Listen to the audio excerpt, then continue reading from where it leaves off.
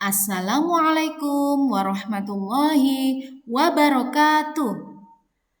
Bagaimana kabarnya anak-anak kelas 5? Semoga kita semua senantiasa dalam keadaan sehat walafiat. Anak-anak, pada pertemuan kali ini kita masih belajar tema 5 subtema 3, yaitu mengenai tari merak dan topeng Nusantara. Untuk yang pertama, kita akan belajar mengenai tari merak. Anak-anak semua, apakah kalian pernah melihat tari merak?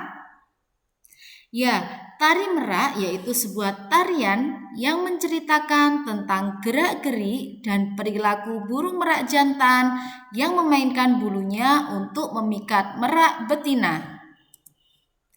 Keindahan bulu-bulu dan gerak laku binatang ini menjadi sumber inspirasi dalam tari merak yang berasal dari Jawa Barat.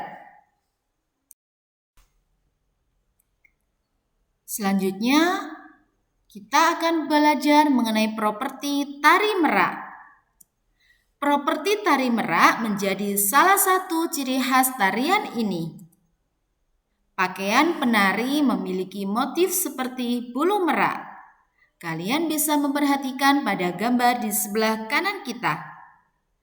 Kain dan baju yang digunakan oleh penari tari merak ini menggambarkan bentuk dan warna bulu merak yang berwarna hijau biru atau hijau hitam.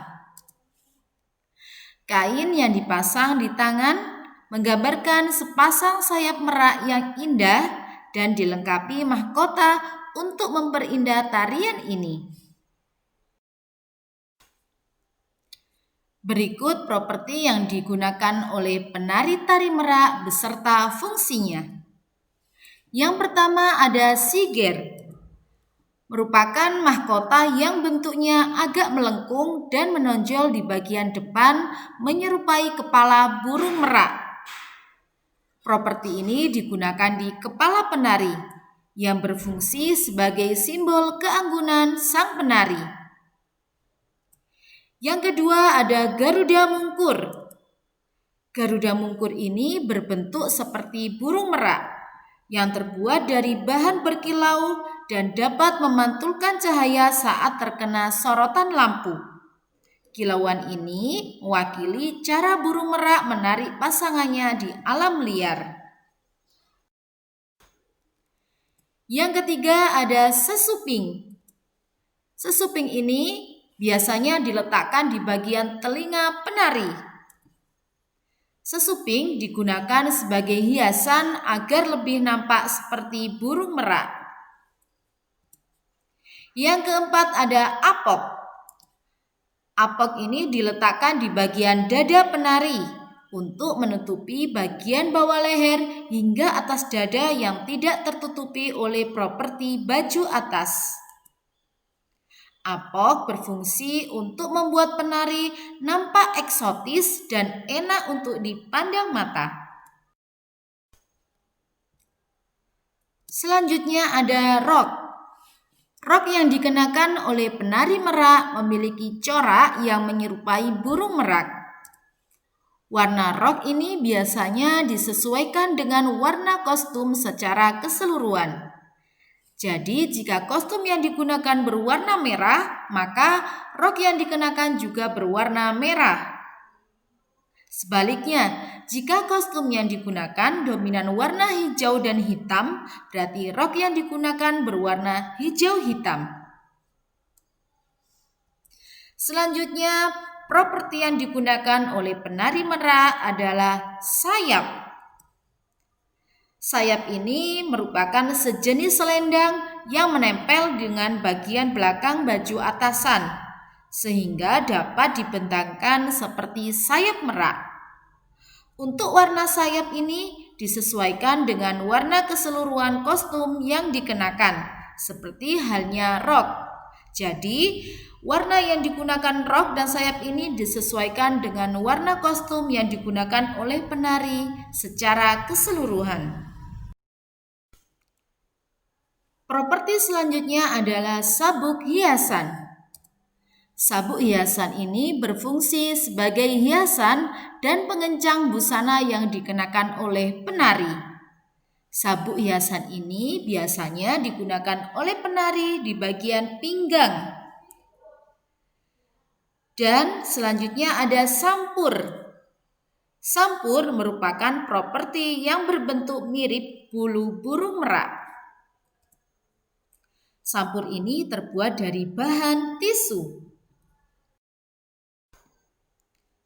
Properti tari merak selanjutnya adalah kilat bau. Kilat bau ini merupakan aksesoris yang terdapat pada kedua bau penari merak. Kilat bau berfungsi membuat penari terlihat lebih anggun dan mempesona. Dan properti yang terakhir adalah gelang. Gelang digunakan pada pergelangan tangan penari merak. Nah, anak-anak, demikian mengenai properti yang digunakan oleh penari tari merak dan fungsinya. Selanjutnya, materi yang kedua adalah topeng Nusantara. Topeng merupakan penutup wajah yang biasanya terbuat dari kayu, kertas, atau bahan-bahan lainnya. Di wilayah Nusantara, selain sebagai penutup wajah, topeng juga menyimpan simbol-simbol penting dalam upacara-upacara adat. Nah, setiap wilayah Nusantara memiliki topeng dengan keunikan masing-masing. Misalnya topeng Cirebon. Pementasan tari topeng Cirebon terdapat salah satu tari topeng yang mengisahkan cerita Panji dalam 5 siklus karakter yang diwakilkan oleh topeng-topeng yang berbeda sesuai dengan karakternya. Apa saja ya 5 siklus karakter itu? Nah, berikut adalah penjelasan mengenai topeng Cirebon. Yang pertama ada topeng Panji. Topeng Panji ini mewakili tahap kelahiran. Dan yang kedua, topeng Samba. Topeng Samba ini mewakili tahap kanak-kanak. Yang ketiga, topeng Rumyang yang mewakili tahap dewasa. Dan yang keempat, topeng Tumenggung atau Patih. Topeng ini mewakili tahap kedudukan dalam masyarakat. Dan yang terakhir ada topeng Klana dan Rahwana. Topeng ini mewakili nafsu yang mengganggu umat manusia. Anak-anak, berbicara mengenai topeng, apakah kalian pernah melihat cara pembuatan topeng Nusantara? Nah, berikut Bu Herti akan menyampaikan alat dan bahan untuk membuat topeng Nusantara. Yang pertama adalah kayu. Kayu ini merupakan bahan utama untuk pembuatan topeng Nusantara. Adapun kayu yang digunakan untuk membuat topeng antara lain kayu mahoni, kayu rambutan, kayu waru, kayu sengon, kayu randu, kayu kembang, kayu pete, dan kayu avokat. Yang kedua ada pisau tatah dan kerok. Pisau tatah dan kerok ini untuk membuat pola dasar atau muka topeng dan memperhalus bagian dalam topeng. Dan yang ketiga ada gergaji. Gergaji ini berfungsi untuk membelah batang pohon yang masih berbentuk tabung supaya menjadi bagian-bagian yang lebih kecil dan mudah untuk dibentuk menjadi pola dasar topeng. Selanjutnya, Bu Herti akan menjelaskan mengenai cara membuat topeng Nusantara. Tetapi Pada cara membuat ini, kita menggunakan bahan kertas karton dan kertas koran. Bagaimana ya caranya? Yang pertama, kita harus membuat sketsa dasar wajah berbentuk oval pada kertas karton. Beri tanda garis 8 bagian pada sekeliling sisinya. Kalian bisa melihat pada langkah nomor 1. Yang kedua, gunting sekeliling sketsa sesuai garis yang telah dibuat.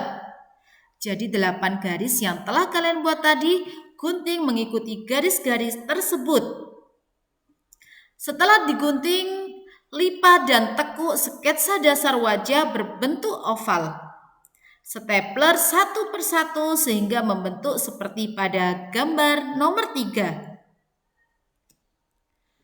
Yang keempat, gunting kertas koran berbentuk kecil. Tempelkan pada bentuk dasar topeng yang telah kalian buat. Jadi setelah pola dasar topeng terbentuk, kemudian tempeli dengan potongan-potongan kertas koran. Nah, gambar yang nomor 5 merupakan bentuk dasar topeng yang sudah selesai ditempeli guntingan kertas koran secara menyeluruh. Setelah itu, langkah yang keenam adalah bentuk bagian-bagian wajah topeng yang meliputi alis, hidung, pelipis, dan mulut, yaitu dengan teknik melipat, menggunting, dan menempel, supaya ada bagian-bagian yang menonjol, jadi muka topeng tidak datar. Yang ketujuh, tempelkan kembali guntingan kertas koran ke seluruh bagian wajah topeng. Dan yang terakhir, warnai sesuka hati kalian topeng yang telah kalian buat tadi. Bisa menggunakan cat air, cat poster, atau cat kayu. Bagaimana anak-anak cara membuat topeng dari kertas karton dan kertas koran? Mudah kan? Berarti yakin anak-anak kelas 5 semua bisa mempraktekannya sendiri di rumah. Nah, demikian materi mengenai tari merak dan topeng Nusantara yang bisa Berarti sampaikan pada pertemuan kali ini. Semoga apa yang kita pelajari hari ini bermanfaat. Terima kasih dan sampai jumpa pada pertemuan selanjutnya. Wassalamualaikum warahmatullahi wabarakatuh.